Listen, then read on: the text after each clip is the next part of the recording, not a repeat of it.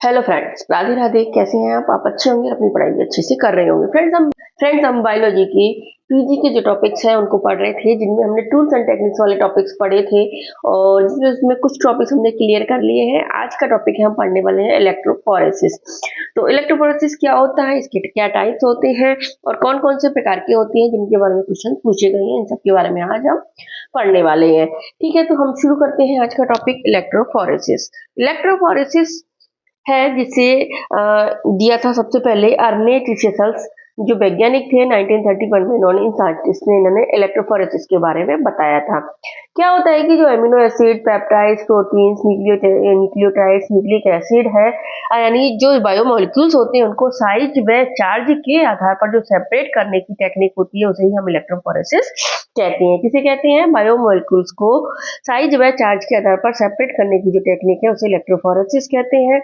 इसमें जो charge molecules होते हैं उनकी जो स्पीड होती है वो मॉलिक्यूल के चार्ज व मास रेटियो पर डिपेंड करती है। इंपॉर्टेंट है ध्यान रखना कि जो चार्ज मॉलिक्यूल इलेक्ट्रोफोरेसिस में जो गति करते हैं वो किस स्पीड से गति करते हैं? चार्ज व मास रेटियो, मॉलिक्यूल का चार्ज और उसके ऊपर जो मास रेटियो द्रव्यमान है उस पर ये डिपेंड करती है, जिसे वैसे भी व्यक्त कर सकते हैं F बराबर Q डॉट E, यानी Q इंटू E से व्यक्त कर सकते हैं, जिसमें Q चार्ज होता है और E इलेक्ट्रिक फील्ड होता है और F होता है इस पर लगने वाला इलेक्ट्रिक फोरेसिस होता है।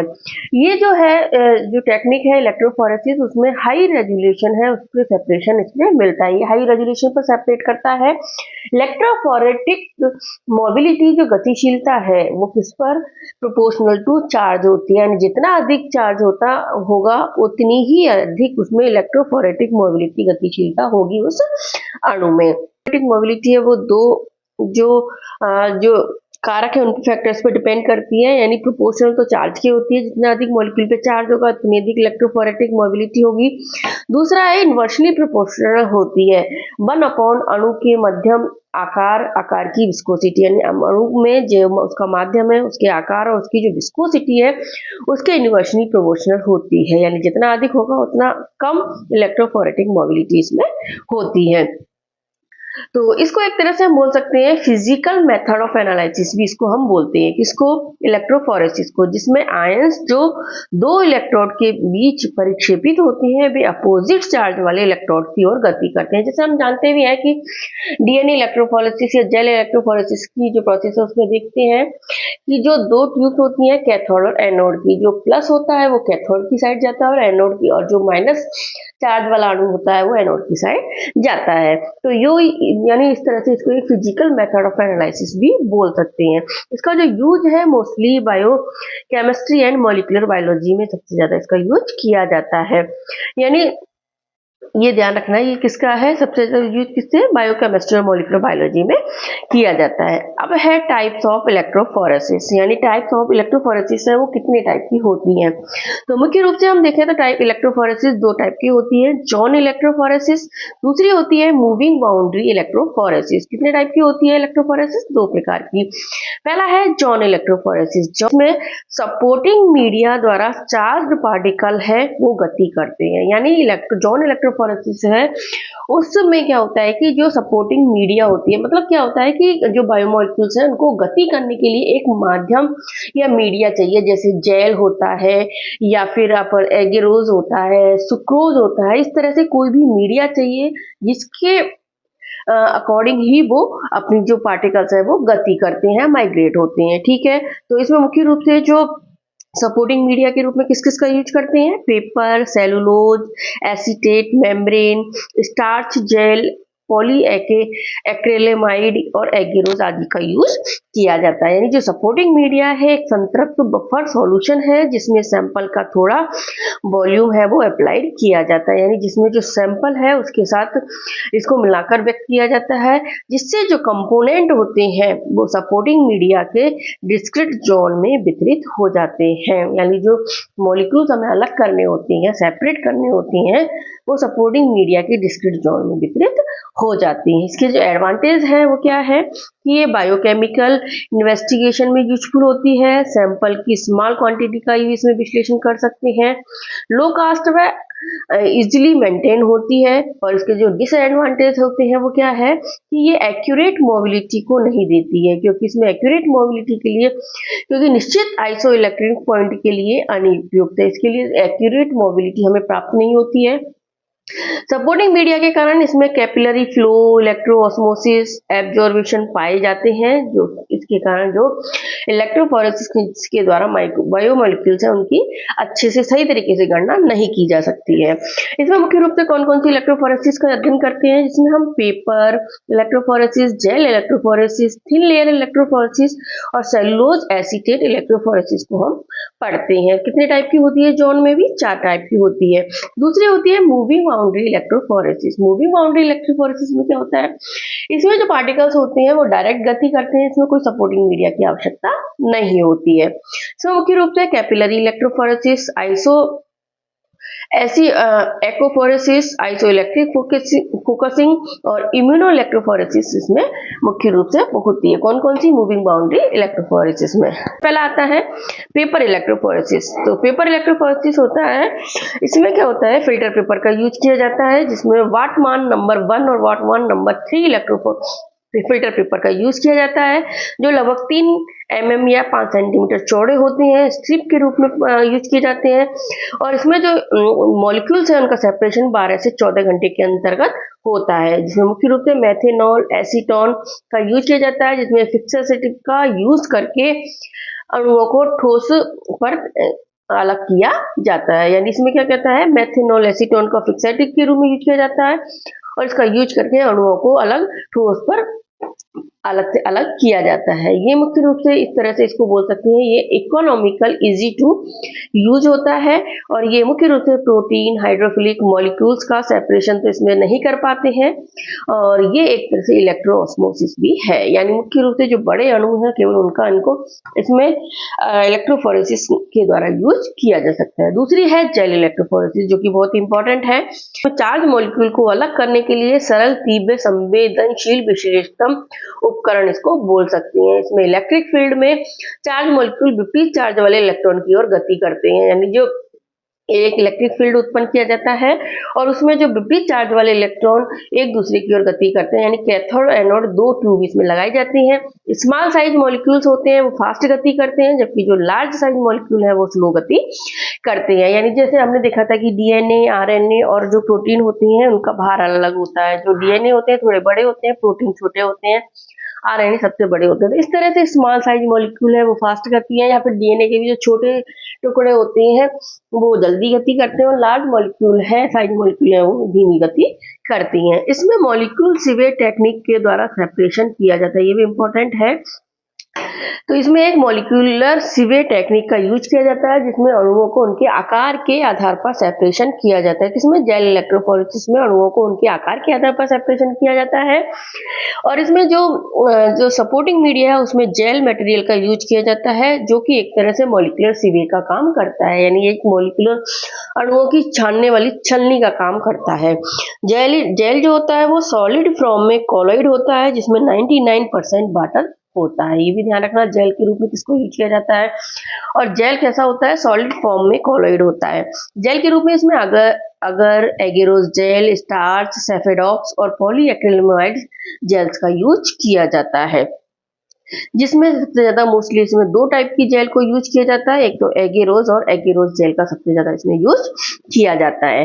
तो एगेरोस और एगेरोस जेल जो कि है मिक्सचर ऑफ पॉलीसैकेराइड होती है, और इसमें मुख्य रूप से कहाँ से प्राप्त किया जाता है, सीवीड से इसको प्राप्त किया जाता है, जो कि रेड एल्गी है। सीवीड, जिसमें रेड एल्गी भी कहते हैं, उससे प्राप्त किया जाता है। और कौन कौन से रेड एल्गी, मुख्य रूप से ग्लेसिलेरिया और जेलिडियम का यूज किया जाता है। ये भी ध्यान रखना, पूछ सकते हैं आपसे कि कौन से रेड एल्गी ग्लेसिलेरिया और जेलिडियम से अगर का प्राप्त किया जाता है। की 1% से 3% जेल ये बनाई जाती है, और इसमें अगर एगेरोज की 1% जेल का यूज किया जाता है तो इसकी जो जेल की पोर साइज होती है वो लार्ज होती है, जिसे न्यूक्लिक एसिड के लिए यूज किया जाता है। जबकि एगेरोज की जब 3% वाली जेल बनाई जाती है जिसकी पोर साइज स्मॉल होती है और ये लार्ज प्रोटीन के लिए यूज की जाती है। ध्यान रखना, 3% वाली जेल लार्ज प्रोटीन के लिए और 1% वाली जो जेल होती है वो डीएनए के लिए यूज किया जाती है। और दूसरा है एगेरोज जेल, यानी अगर से ही बनाई जाती है, ये अगर के बारे में पढ़ा है। और दूसरा है एगेरोज जेल, ये एक highly purified uncharged polysaccharide gel होती है जो कि अगर से उत्पन्न होती है। ये 3 से 6 एनहाइड्रोगैलेक्टोस प्लस गैलेक्टोस से मिलकर बनी होती है। यानी नाम पूछ ले तो क्या है, 3-6 एनहाइड्रोगैलेक्टोस और प्लस गैलेक्टोस से मिलकर बनी होती है। ये हाइड्रोकोलाइट्स होती है, वीक हाइड्रोजन व हाइड्रोफोबिक बॉन्ड इसके अंतर्गत पाए जाते हैं, जिसमें ये 200 kBa से कम के बॉन्ड इसमें होते हैं। जो है लार्ज साइज के जो मॉलिक्यूल है न्यूक्लिक एसिड, लार्ज प्रोटीन व प्रोटीन कॉम्प्लेक्स के सेपरेशन में इसका यूज किया जाता है। तो दोनों जेल हमने देख लिया, अगर और एगेरोज जेल का। ठीक है, एगेरोज जेल होती है वो 40% टेम्परेचर तक तरल रूप में होती है। इससे टेम्परेचर कम करने पर ही ये जेल के रूप में प्राप्त होती है, और इससे ऊपर टेम्परेचर हम करते हैं 40 डिग्री सेंटीग्रेड से ऊपर तो ये जेल जम जाती है।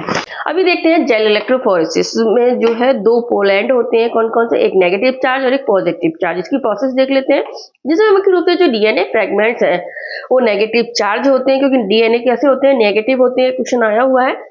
और प्लस ये चार्ज या एनोड इलेक्ट्रोड की ओर ये गमन करते हैं। ठीक है, डीएनए जो फ्रेगमेंट होते हैं वो जेल में लोडिंग करने से पहले डीएनए स्टैनिंग डाई का इसमें यूज किया जाता है, क्योंकि डीएनए को डायरेक्ट सेपरेट नहीं किया सकता, इसको पहले डीएनए को स्टैनिंग किया जाता है। और डाई कौन सी है, इथियम ब्रोमाइड डाई, ये ध्यान रखना इंपॉर्टेंट है। डीएनए के लिए staining dye ethidium bromide ETVR dye का यूज किया जाता है, जो कि एक फ्लूरोसेंट डाई होती है। इससे इसको स्टैनिंग की जाती है, जो कि क्या है, इथियम ब्रोमाइड डाई है वो एक इंटरकैलेटिंग एजेंट है जो कि डीएनए बेस पेयर के बीच में जुड़ जाता है। और अल्ट्रावायलेट लाइट की उपस्थिति में एगेरोज जेल में जो डीएनए के बैंड है इसकी वजह से रेड ऑरेंज कलर के दिखाई देते हैं। कैसी पट्टी दिखाई देती है, चमकीली लाल नारंगी कलर की पट्टी इसमें दिखाई देती है। तो ये पूरी लाइन आपको इंपॉर्टेंट है, पूछ सकती है। डीएनए को स्टैनिंग करने वाली डाई इथियम ब्रोमाइड जो कि एक इंटरकैलेटिंग एजेंट है और जो अल्ट्रावायलेट लाइट की उपस्थिति में यूज की जाती है, और जिसके कारण जब एगेरोज जेल में इनको डाला जाता है तो रेड ऑरेंज कलर की पट्टी हमें दिखाई देती है, चमकीली नारंगी लाल नारंगी रंग की पट्टी इसमें दिखाई देती है। इसमें मुख्य रूप से स्ट्रॉन्ग जो म्यूटेजेनिक डाई होती है, डबल स्टैंडर्ड डीएनए में स्ट्रक्चर, वेट, चार्ज, फ्लेक्सिबिलिटी में चार्ज करते हैं। ठीक है, यानी इथियम ब्रोमाइड डाई है वो कैसा है, एक स्ट्रॉनिंग म्यूटेजेनिक डाई है ये, जिसे डबल स्टैंडर्ड डीएनए में स्ट्रक्चर, वेट, चार्ज, फ्लेक्सिबिलिटी में चार्ज करते हैं। जेल इलेक्ट्रोफोरेसिस में इलेक्ट्रिक करंट कितने वोल्ट का, लगभग 80 से 150 वोल्ट का करंट है इसमें उत्पन्न किया जाता है, और एक घंटे में 1 से 1.5 घंटे तक इसको सप्लाई किया जाता है, और इस तरह से फिर डीएनए को इसमें सेपरेट कर लिया जाता है। यह है कि अगर या एगेरोज जेल में जेल इलेक्ट्रोफोरेसिस के द्वारा डीएनए को कैसे सेपरेट किया जाता है। दूसरा है प्रोटीन के लिए। प्रोटीन में पॉलीएक्रिलेमाइड जेल या एगेरोज जेल दोनों का यूज किया जाता है, जिसमें बफर सॉल्यूशन इसमें gel casting buffer, sample buffer, running buffer का यूज किया जाता है, यानी 3 इसमें बफर सॉल्यूशन यूज किए जाते हैं। और प्रोटीन को स्टेन करने के लिए ब्रोमोफिनॉल ब्लू का यूज किया जाता है। कौन सी डाई यूज करते हैं, ध्यान रखना, डीएनए स्टेनिंग के लिए डाई हमने अलग देखी थी, और प्रोटीन को स्टेन करने के लिए कौन सी डाई है, bromophenol blue negative charge dye का यूज किया जाता है, जो एक डीनेचरिंग एजेंट के रूप में काम करता है, और ये एनियोनिंग एजेंट है, और इसमें मुख्य रूप से प्रोटीन को अलग करने के लिए एक एनियोनिक डिटर्जेंट क्या एसजीएस का यूज किया जाता है। ये इंपॉर्टेंट, कौन से एनियोनिक डिटर्जेंट एसजीएस का यूज किया जाता है। एसजीएस क्या है, ये प्रोटीन के प्रत्येक 2 एमिनो एसिड पर अटैच्ड होता है और प्रोटीन को नेगेटिव चार्ज प्रदान करता है।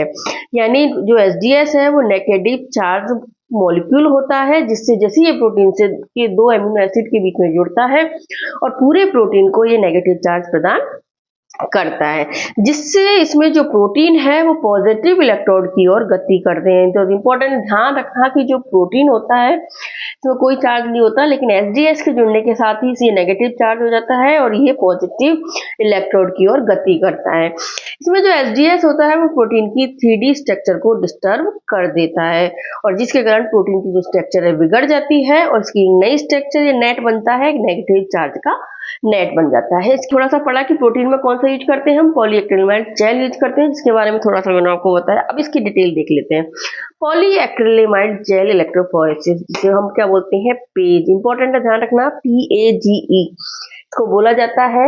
इस जेल में एक्रिलेमाइड मोनोमर्स के पॉलीमर्स चेन पाई जाती है, जो कि नाइट्रोजन मिथाइलिन बिस एक्रिलेमाइड की प्रेजेंस में क्रॉस लिंक होती है। यानी इस तरह से जुड़कर एक कौन से मॉलिक्यूल जुड़ते हैं इसमें, नाइट्रोजन मिथाइल बिस एक्रिलेमाइड की जो मॉलिक्यूल्स आपस में क्रॉस लिंक के द्वारा जुड़ते हैं और जिससे एक पॉलीएक्रिलेमाइड जेल बनती है। और ये मोनोमर्स किसके होते हैं, एक्रिलेमाइड के मोनोमर्स होते हैं। इस एक्रिलेमाइड क्या होता है, फिर एक्रिलेमाइड की जो 2 यूनिट है वो मिलकर बनी होती है, जो कि मेथिलीन ब्रिज से कनेक्ट रहते हैं। आगे है, एक्रिलेमाइड के पॉलीमराइजेशन के लिए फ्री रेडिकल की आवश्यकता होती है। यानी एक्रिलेमाइड को जुड़कर पॉलीएक्रिलेमाइड बनाने के लिए फ्री रेडिकल की इसकी आवश्यकता होती है और यह प्रोसेस फिर किसके द्वारा, टेम्ड यानी NNN टेट्रामिथाइल इथाइलिन डाइएमीन के द्वारा स्टार्ट की जाती है और इसमें जो फ्री रेडिकल्स होती हैं इससे फॉर्मेशन बढ़ जाता है और इसके कारण ये आपस में जुड़ जाते हैं और एक्रिलेमाइड से पॉलीएक्रिलेमाइड का निर्माण इस तरह से होता है, जिसमें जो कैटेलिस्ट है उसके रूप में 2 एजेंट का यूज किया जाता है, अमोनियम परसल्फेट का और फोटोकेमिकल राइबोफ्लेविन का यूज इसमें किया जाता है। ध्यान रखना, एक्रिलेमाइड व बिस एक्रिलेमाइड मोनोमर की फॉर्म में न्यूरोटॉक्सिन के रूप में कार्य करता है, जो अधिक हानिकारक है।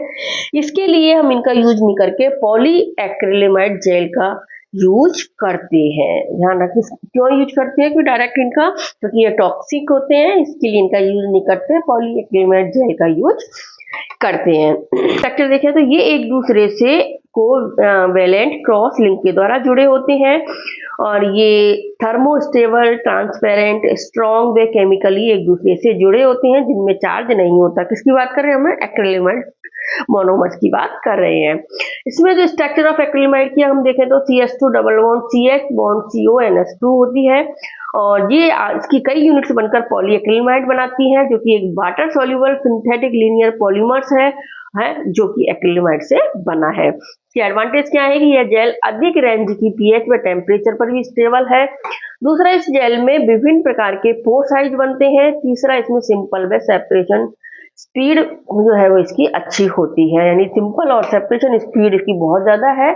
इसके कारण इसमें आसानी से हम इसको प्रोटीन को सेपरेट कर पाते हैं।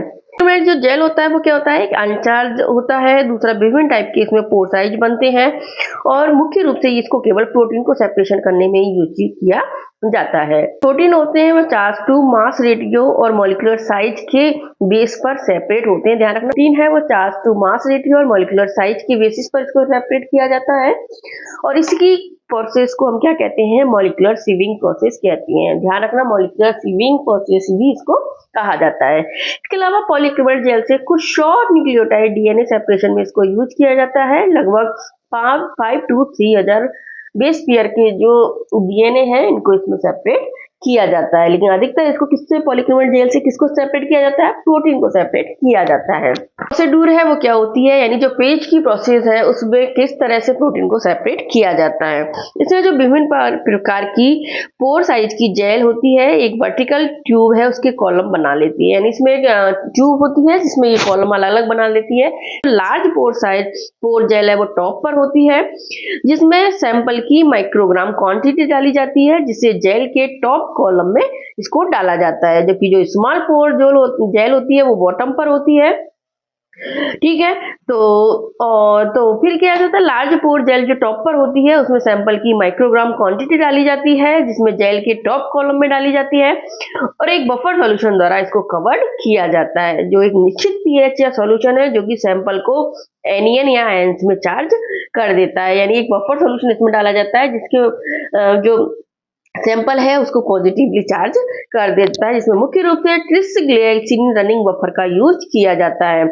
फिर इसी तरह से जो सैंपल पोर जेल जो बॉटम में स्मॉल पोर जेल जो कि बॉटम में बनती है, इसमें इसी प्रकार एक भाग को बफर सॉल्यूशन में इसमें डुबो दिया जाता है और इस तरह से इनको दोनों को सेपरेट कर लिया जाता है।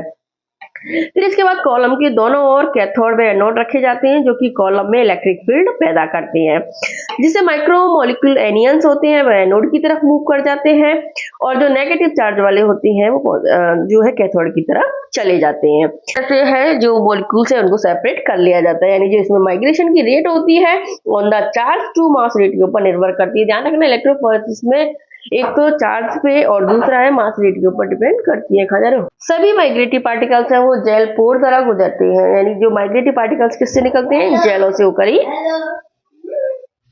इन पोर से होकर ही गुजरते हैं। तो ये हमने देखा पेज की क्या प्रोसीजर होती है। अब हम देखें टाइप्स ऑफ पेज। पेज कितने प्रकार के होते हैं, ये भी दो प्रकार के होते हैं, एक नेटिव पेज होते हैं, दूसरा पेज होता है डीनेचुरेट पेज या एसडीएस पेज, यानी दो प्रोसेस होती हैं टाइप्स ऑफ पेज में भी। नेटिव पेज प्रोसेस होती है, एक दूसरी डीनेचर्ड पेज या एसडीएस पेज होती है। फ्रेंड्स ये जो मैं करा रही हूँ बहुत इंपॉर्टेंट है, थोड़ा सा इसको समझ लेना क्योंकि इसमें से अधिकतर प्रश्न पूछे जाते हैं। पहले देखें हम नेटिव पेज। नेटिव पेज जो होती है उसमें नेटिव जेल का यूज किया जाता है जो कि एक non reducing non denaturing condition में रन करते हैं, जिसमें मॉलिक्यूल की नेचुरल स्ट्रक्चर मेंटेन रखती है, यानी जो प्रोटीन होती है उसकी जो नेचुरल स्ट्रक्चर होती है वो बिगड़ती नहीं है, उसी में ये जो मॉलिक्यूल्स होते हैं वो अपने सेपरेट होते हैं। यानी जो इसमें किसका यूज किया जाता है, नेटिव जेल का यूज किया जाता है जो कि नॉन रिड्यूसिंग और नॉन डीनेचरिंग कंडीशन में रन करते हैं। इसमें जो डीनेचरिंग व रिड्यूसिंग एजेंट है उसका यूज नहीं करते हैं और उसके मॉलिक्यूलर वेट में भी कोई चेंज इसमें नहीं आता है। ध्यान रखना ये थोड़ी इंपॉर्टेंट है। इसके अलावा मल्टी प्रोटीन कॉम्प्लेक्स को नेटिव कन्फर्मेशन में सेपरेट करने के लिए ब्लू नेटिव टेक्निक यूज ली जाती है, ये भी इंपॉर्टेंट है। यानी इसमें जो प्रोटीन कॉम्प्लेक्स से प्रोटीन को अलग करने के लिए एक ब्लू नेटिव टेक्निक का यूज किया जाता है, जिसमें 10 kDa से 10 mDa तक की प्रोटीन कॉम्प्लेक्स को हम सेपरेट कर सकते हैं। यानी कितने बड़े मॉलिक्यूल्स को सेपरेट कर सकते हैं, 10 kDa से 10 mDa तक के प्रोटीन कॉम्प्लेक्स को इसमें सेपरेट कर सकते हैं। ठीक है, और इसमें जो सेपरेशन है वो मैक्रोमोलिक्यूल के चार्ज, साइज व शेप के आधार पर किया जाता है। इंपॉर्टेंट है, नेटिव पेज में किसके आधार पर, चार्ज, साइज व शेप के आधार पर किया जाता है। दूसरा प्रोटीन के मिक्सचर के प्यूरिफिकेशन या सेपरेशन में इसको मुख्य रूप से यूज किया जाता है। यानी नेटिव पेज एक तरह से ओरिजिनल मोड ऑफ इलेक्ट्रोफोरेसिस बोल सकते हैं, यानी जिस कंडीशन में प्रोटीन है उसी कंडीशन में नेचुरल स्ट्रक्चर में ही इसका प्रोटीन का इलेक्ट्रोफोरेसिस किया जा सकता है। और इसमें जो एनियोनिक डाई है इसमें मुख्य रूप से कोमेसिव ब्रिलियंट ब्लू डाई का यूज किया जाता है। तो ये तो हमने पढ़ी नेटिव पेज के बारे में। दूसरी प्रोसेस होती है डीनेचर्ड पेज या एसडीएस पेज, ये बहुत इंपॉर्टेंट है। इसमें 2022 और 2025 दोनों में एग्जाम में क्वेश्चन पूछे गए हैं। डीनेचर्ड पेज या एसडीएस पेज, इसमें क्या होता है, इसमें जो सेपरेशन है मुख्य रूप से प्रोटीन के मॉलिक्यूलर वेट के आधार पर होता है। ध्यान रखना नेटिव पेज में हमने देखा था कि मॉलिक्यूलर वेट के आधार पर कोई नहीं होता, उसमें केवल चार्ज के आधार पर होता है, लेकिन इसमें मॉलिक्यूलर वेट के ऊपर आधारित होता है। इसमें जो प्रोटीन सैंपल है उसकी प्योरिटी चेकिंग में ये यूजफुल होता है, यानी प्रोटीन सैंपल क्या ये प्योर है या नहीं उसके जो है चेकिंग में इसको यूज किया जाता है। इंपॉर्टेंट है थोड़ा सा एसडीएस पेज, इसके बारे में कई बार क्वेश्चन पूछे हैं तो अच्छे से इसको पढ़ लेना। एसडीएस होता क्या है, एसडीएस एक एसडीएस पॉलीएक्रिलेमाइड जेल इलेक्ट्रोफोरेसिस प्रोसेस होती है। इसमें मुख्य रूप से जब पेज टेक्निक में एसडीएस का भी यूज किया जाता है तब इस प्रोसेस को एसडीएस पेज कहते हैं। यानी हमने पेज टेक्निक देखी जिसमें प्रोटीन सेपरेशन, लेकिन इसमें एक एसडीएस एसडीएस केमिकल का भी यूज करते हैं तो वो एसडीएस पेज प्रोसेस कहलाती है। तो एसडीएस क्या है, सोडियम डोडेसाइल सल्फेट जो एजेंट है वो होता है। कैसा होता है ये, एसडीएस का फुल नेम क्या है पूछ भी लेता हूं आपसे, सोडियम डोडेसाइल सल्फेट, ये पूछा गया है।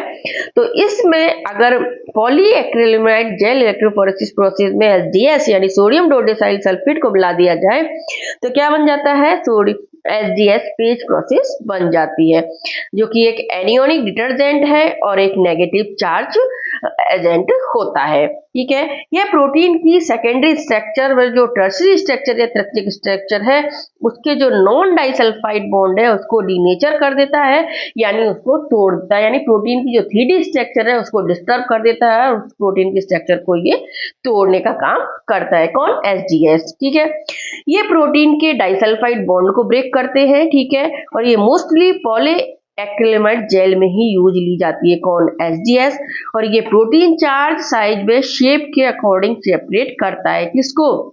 प्रोटीन को किसके आधार पर? चार्ज, साइज और शेप के आधार पर सेपरेट करता है। ये मुख्य रूप से biochemistry, forensic genetics, molecular biology के बड़े लेवल पर यूज की जाती है, जिसमें इलेक्ट्रोफोरेटिक मोबिलिटी के अनुसार प्रोटीन को सेपरेट किया जाता है। तो ये ध्यान रखना, एसडीएस प्रोसेस है वो बहुत इंपॉर्टेंट है। और इसमें कैसे यूज किया जाता है, एसडीएस का नाम क्या है, इस प्रोसेस को क्या बोलती हैं और कौन सी स्ट्रक्चर को डिस्टर्ब करता है। तो ये मुख्य रूप से प्रोटीन की सेकेंडरी और टर्शरी स्ट्रक्चर को डिस्टर्ब करता है। जो पॉलीपेप्टाइड चेन होती है उससे एसडीएस जब बाइंड होता है, यानी जैसे प्रोटीन उसमें डाली जाती है तो ये रिलेटिव मॉलिक्यूलर मास के आधार पर इसको सेपरेट करती है, जिससे जो एसडीएस के जैसा ही बंधते हैं वैसे ही जो प्रोटीन है उस पे जो पॉजिटिव चार्ज खत्म हो जाता है और उसमें नेगेटिव चार्ज आ जाता है। ठीक है, तो क्या होता है कि जो एसडीएस है वो प्रोटीन को नेगेटिव चार्ज प्रदान करता है। तो एसडीएस है वो प्रोटीन को कोट करता है, जो सभी प्रोटीन के कांस्टेंट चार्ज मास रेशियो प्रदान करता है। इससे प्रोटीन बढ़ती हुई साइज या मॉलिक्यूलर वेट के आधार पर जेल में गति करते हैं और इस तरह से जो मॉलिक्यूल्स है वो अलग अलग हो जाते हैं। यानी एसडीएस क्या करता है, ये प्रोटीन की जो कॉम्प्लेक्स स्ट्रक्चर है उसको तोड़ देता है, प्रोटीन इससे एनोड की तरफ गति करते हैं, क्योंकि प्रोटीन पर कौन सा चार्ज आ जाता है? पूरी तरह से नेगेटिव चार्ज आता है। किसके कारण? एसडीएस के कारण होता है। तो एसडीएस, जिसको मैंने बताया था क्या बोलते हैं, सोडियम डोडेसाइल सल्फेट बोलते हैं। हाँ, इसका एक दूसरा नाम भी है, इसको सोडियम लॉरेल सल्फेट है उसको भी बोल सकते हैं। तो इसको एसडीएस को सोडियम डोडेसाइल सल्फेट बोलते हैं, लेकिन इसमें सोडियम लॉरेल सल्फेट का भी यूज किया जाता है, जिसे भी एसडीएस प्रोसेस ही बोला जाता है। तो एसडीएस पेज प्रोसेस पूरी देख लेते हैं, इंपॉर्टेंट है, ध्यान रखना क्योंकि इस पे क्वेश्चन पूछा गया है।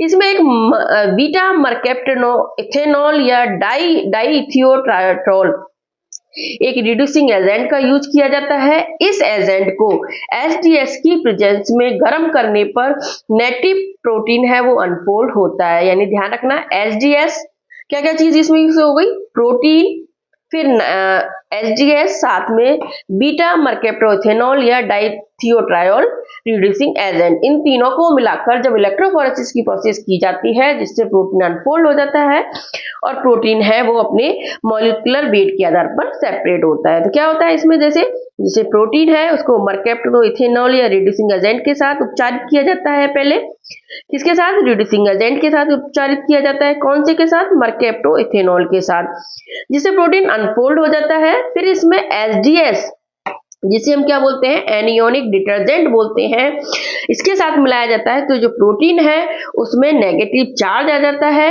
और प्रोटीन से जो एसडीएस है उसके जुड़ने पर ये डीनेचर हो जाता है, क्योंकि ये एसडीएस 3D स्ट्रक्चर को डिस्टर्ब कर देता है, जिससे प्रोटीन पूरी तरह से डीनेचर हो जाता है। तो इसकी प्रोसेस ध्यान रखना, 2022 में क्वेश्चन आया हुआ है। इसमें क्या है कि पहले प्रोटीन को रिड्यूसिंग एजेंट के साथ उपचारित करते हैं जिससे प्रोटीन अनफोल्ड होती है, फिर इसको एनियोनिक डिटर्जेंट एसडीएस के साथ उपचारित करते हैं जिससे इसमें नेगेटिव चार्ज आ जाता है, प्रोटीन से एसडीएस के जुड़ने पर ये डीनेचर हो जाता है, जिससे जो लार्ज पेप्टाइड है, पॉलीपेप्टाइड, वो एसडीएस से जुड़ जाते हैं और इसके साथ ही जो रिड्यूसिंग एजेंट प्लस एसडीएस से उपचारित करने से जो पॉलीपेप्टाइड है वो पूरी नेगेटिव चार्ज की इसमें एक रोड बन जाती है।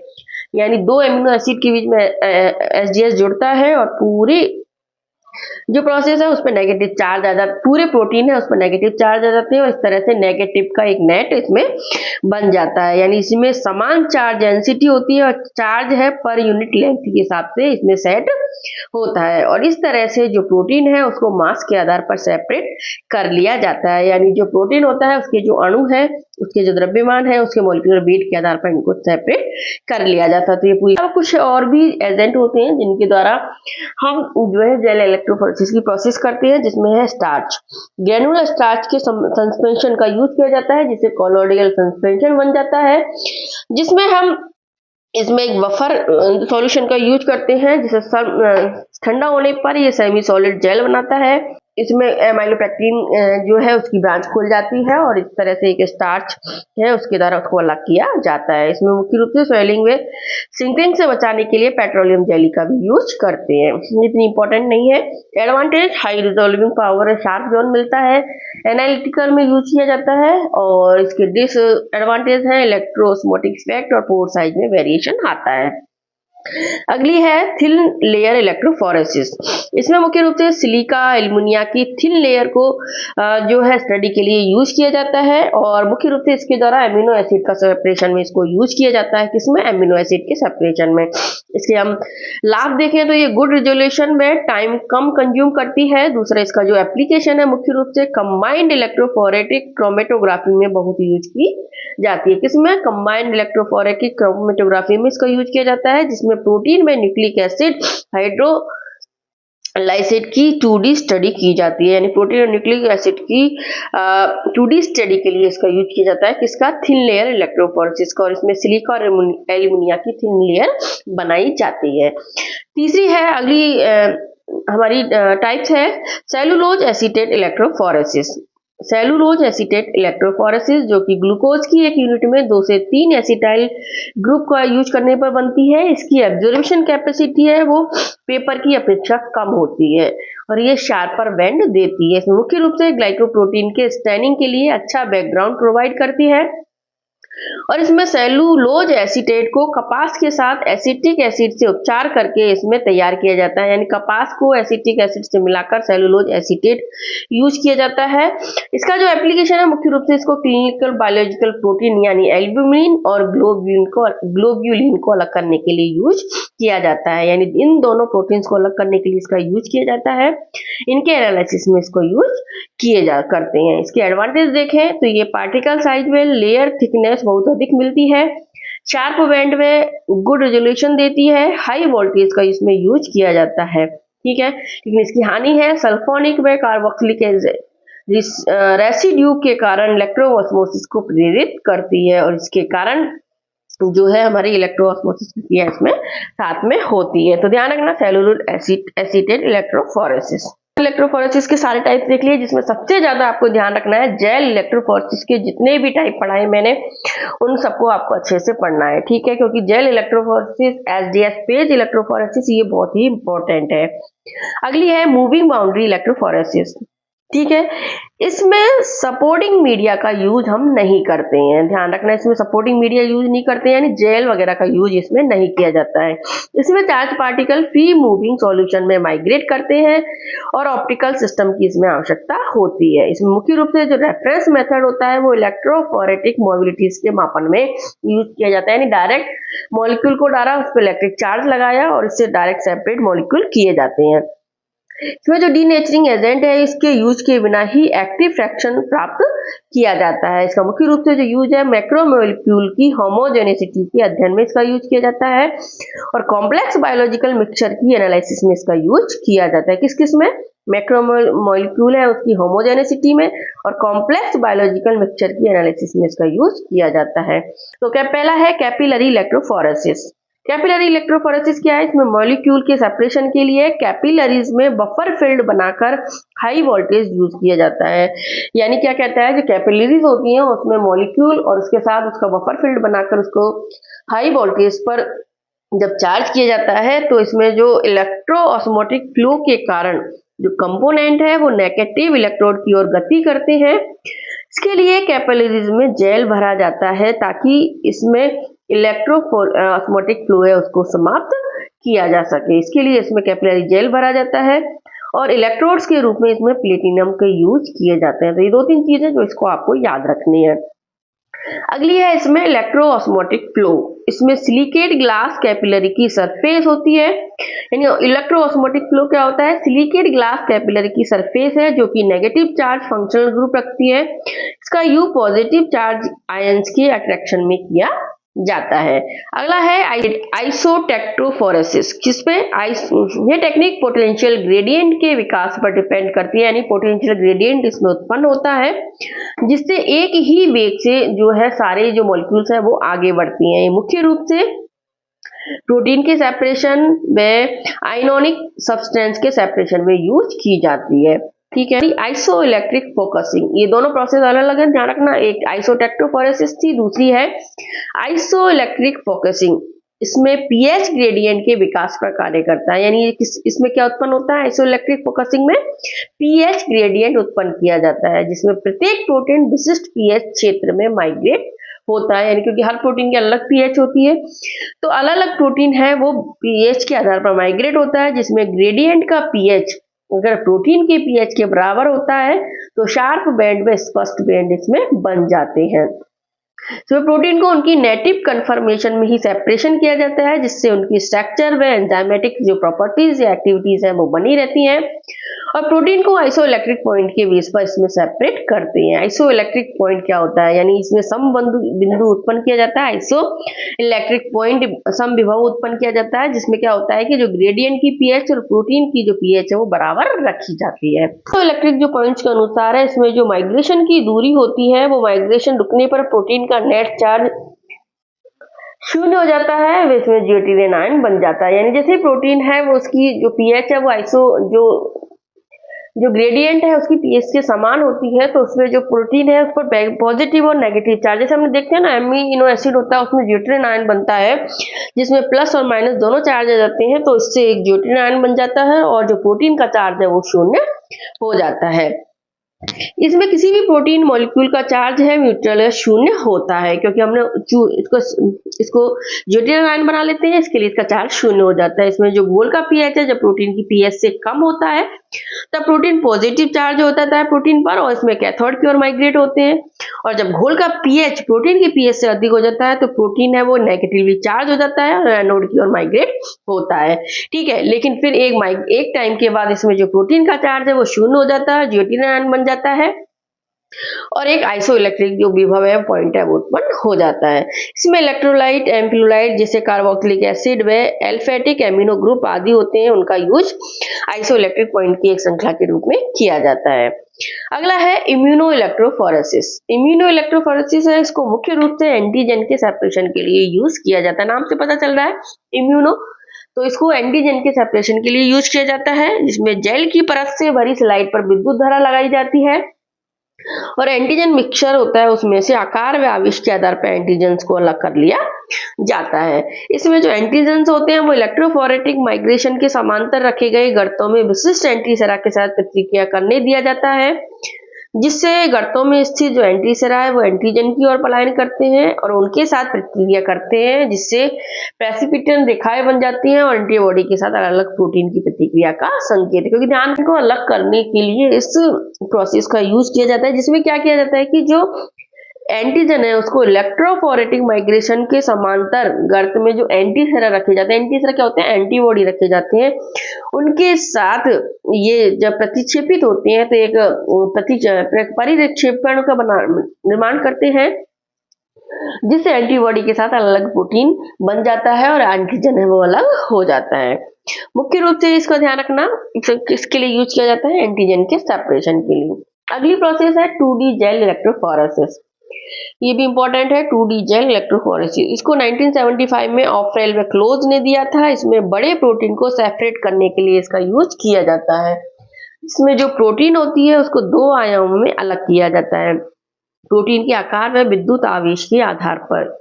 ठीक है, तो SGS पेज बेस्ड टेक्निक है ये भी। इसमें प्रोटीन की पहचान व मात्रा का पता चल जाता है। प्रोटीन का विस्तृत विश्लेषण IEF व SGS पेज पर बेस्ड होता है। प्रोटीन को दो बार सेपरेट किया जाता है। आइसो इलेक्ट्रोफोकसिंग जो हमने पहले देख ली थी उसके आधार पर इसका प्रोटीन पर चार्ज उत्पन्न किया जाता है और इससे उसको सेपरेट किया जाता है।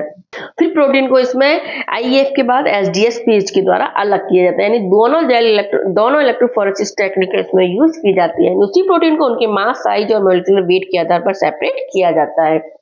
सैंपल प्रोटीन को जेल में रखने के लिए निम डाई का यूज किया जाता है। कॉमोसिव ब्रिलियंट डाई और सिल्वर स्टैनिंग डाई का इसमें यूज किया जाता है। जो कि सिल्वर स्टैनिंग डाई है वो ब्राउन ब्लैक कलर देता है, यानी मोस्टली क्या है, पॉलीएक्रिलेट जेल का इसमें यूज किया जाता है। इसमें जो सिल्वर आयंस होते हैं वो एमिनो एसिड के COOH group, imidazole sulphide group, amines group को बाइंड कर देते हैं। इसका सिद्धांत क्या है, इसमें जो प्रोटीन का कॉकटेल बनता है उसमें प्रोटीन को उनके आकार व आवेश के आधार पर 2D आयामी प्रोटीन मानचित्र के रूप में हल किया जाता है। ये इसका 2D जेल इलेक्ट्रोफोरेसिस का सिद्धांत है। एक और है last, pulse field gel electrophoresis, PFGE जिसको बोला जाता है। ये एक एगेरोस जेल इलेक्ट्रोफोरेसिस का ये एक रूप है, लेकिन थोड़ा सा एडवांस रूप है। 1984 में स्क्वाड्स व कंटोर ने डेवलप किया था। इसमें एगेरोस जेल का ही यूज किया जाता है। जेल पर इसमें समय समय पर दिशा बदलने वाला विद्युत क्षेत्र लगाया जाता है, यानी इसमें क्या किया जाता है, इसमें इलेक्ट्रिक फील्ड लगाया जाता है और एक समय पर ही इसमें 2 इलेक्ट्रिक फील्ड अप्लाई किए जाते हैं, जिससे करंट अल्टरनेट इसमें दी जाती है। जैसे फर्स्ट इलेक्ट्रिक फील्ड है उसको ऑफ किया जाता है, फिर दूसरा इलेक्ट्रिक फील्ड लगाया जाता है, उसको ऑन किया जाता है। इस तरह से अल्टरनेट फील्ड है इसमें उत्पन्न किए जाते हैं। इसमें मुख्य रूप से PFGE इलेक्ट्रोफोरेसिस कक्षों चैम्बर्स का निर्माण किया जाता है, जिसमें वोल्टेज समय समय पर 3 दिशाओं के बीच में इसमें स्विच होता है। इन 3 दिशाओं में एक केंद्रीय अक्ष होता है और 2 प्रत्येक अक्ष पर 60 डिग्री के कोण पर ये बनते हैं, यानी 3 अक्ष इसमें एक तरह से बनाए जाते हैं, 2 तो 60 डिग्री पर, एक बीच का अक्ष इसमें होता है। इस तरह से एक PFG इलेक्ट्रिक फोरेसिस चैम्बर का निर्माण किया जाता है। इसमें जो वोल्टेज होती हैं उसमें उपयोग किए गए PFG की भिन्नता के आधार पर ये बदलते रहते हैं। यानी एक तरह से ये क्या है, टाइपिंग की एक शक्तिशाली टेक्निक है। इसमें बड़े DNA अणु यानी मुख्य रूप से संपूर्ण जीनोमिक DNA को अलग करने के लिए यूज किया जाता है। इंपॉर्टेंट लाइन है, ये पूछ सकते हैं आपसे कि संपूर्ण जीनोमिक DNA को अलग करने के लिए कौन सा इलेक्ट्रोफोरेसिस यूज करते हैं, PFGE pulse field gel electrophoresis का यूज करते हैं। यानी 10 MB से भी बड़े DNA खंडों को इसमें अलग किया जाता है, यानी इसमें DNA को टुकड़ों में नहीं तोड़ा जाता, डायरेक्ट इसमें अलग कर लिया जाता है। इसमें बैक्टीरिया के DNA टुकड़ों के विश्लेषण में भी इसका यूज किया जाता है। एक ही जेल में पूरे बैक्टीरिया के गुणसूत्र का एक अच्छा प्रतिनिधित्व ये करता है।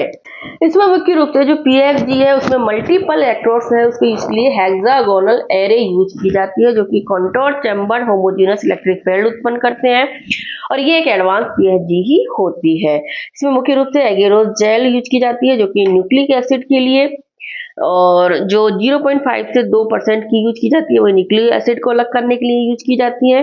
जिसमें जो एगेरोज है वो 50 से 50 kbp DNA को सेपरेट करने के लिए यूज की जाती है और पॉलीएक्रिलेट जेल होती है वो 5 से 3 kbp DNA को सेपरेट करने के लिए यूज की जाती है। तो ये भी आप ध्यान रखना इसमें कि इसमें कौन कौन सी प्रोसेस है और कौन सी इलेक्ट्रोफोरेसिस, कोई भी इलेक्ट्रोफोरेसिस के बारे में आपसे पूछ सकते हैं।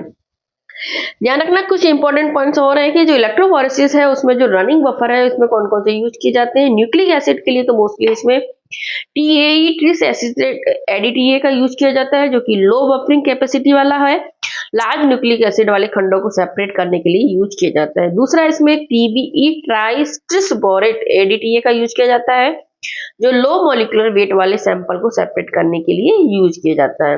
जेल कास्टिंग बफर के रूप में इसमें एगेरोज या पॉलीएक्रिलेट जेल का यूज किया जाता है। लोडिंग बफर के रूप में इसमें सैंपल को लोड करने से पहले इसमें लोडिंग बफर मिक्स किया जाता है, जिसमें मुख्य रूप से डेंसिटी इंग्रेडिएंट ग्लिसरॉल या सुक्रोज का यूज किया जाता है, साल्ट का यूज किया जाता है, मेटेलिक एसिलेटर ADTA का यूज किया जाता है, loading dyes xylene cyanol, bromophenol blue और ब्रोमोक्रिसोल ग्रीन का यूज किया जाता है। स्टैंड्स फॉर DNA और DNA को स्टैंड करने के लिए मुख्य रूप से इथियम ब्रोमाइड गोल्ड या SiVr ग्रीन का यूज किया जाता है, जो कि अल्ट्रावायलेट लाइट में शो होते हैं। इसके अलावा क्रिस्टल वायलेट, मेथाइलिन ब्लू का यूज किया जाता है, लेकिन ये अल्ट्रावायलेट लाइट में शो नहीं होते हैं। साथ ही हमारा इलेक्ट्रोफोरेसिस वाला टॉपिक खत्म होता है। हालांकि ये टॉपिक थोड़ा सा टफ था, लेकिन आप इसको 2-3 बार पढ़ोगे तो आपको समझ में आ जाएगा। लेकिन इसमें से क्वेश्चन हमेशा पूछे जाते हैं। SDS पेज वाला प्रोसेस, PFGE वाली प्रोसेस, ज्यादा भी नहीं पढ़ो तो, और जेल इलेक्ट्रोफोरेसिस, इन 3-4 प्रोसेस को तो आपको अच्छे से पढ़ना है। तो इसके साथ ही हम अब हमारे 2-3 टॉपिक और बचे हैं जिनमें हम आगे की क्लास में पढ़ने वाली है क्रोमेटोग्राफी। तो अगर वीडियो अच्छी लगे तो प्लीज वीडियो को लाइक कर दो, चैनल को सब्सक्राइब करो और भी लोगों को शेयर करो ताकि उन्हें भी इसका फायदा मिल सके। फिर मिलते हैं एक नई वीडियो में। Bye bye.